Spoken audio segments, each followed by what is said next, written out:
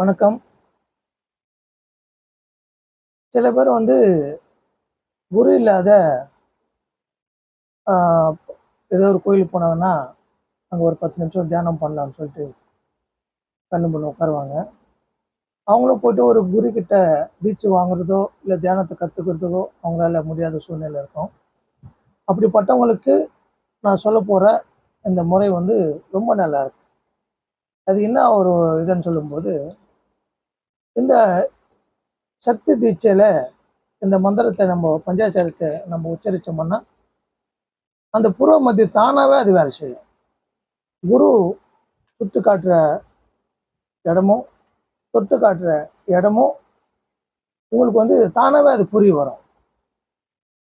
அந்த மந்திரத்த தான் நான் சொல்லப் போறேன். கவனமா கேட்டுக்கங்க. ஏன்னா இது ரொம்ப அற்புதமான மந்திரம் இது. இதுக்கு பாருங்க. லம் யா நம சிவா. லம் யா நம சிவா.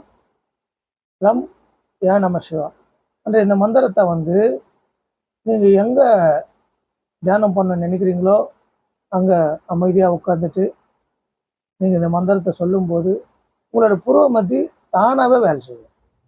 இந்த புருவ மத்தி அழுத்தத்த காட்டும். அந்த புருவ மத்தியில இருக்கிற தெய்வ சக்திய உணர முடியும். உங்களுக்கு அந்த சக்தியே துணையா இருந்து, குருவா இருந்து உங்களுக்கு அந்த புருவ மத்தி காட்டுவாங்க. இது ரொம்ப நல்ல முறை. இது இந்த மந்திரத்த செஞ்சு பலனடைங்க. நீங்க எல்லாரும் நல்லா இருக்கணும்னு வேண்டிக்கிறேன். ஓம் நமச்சிவாய.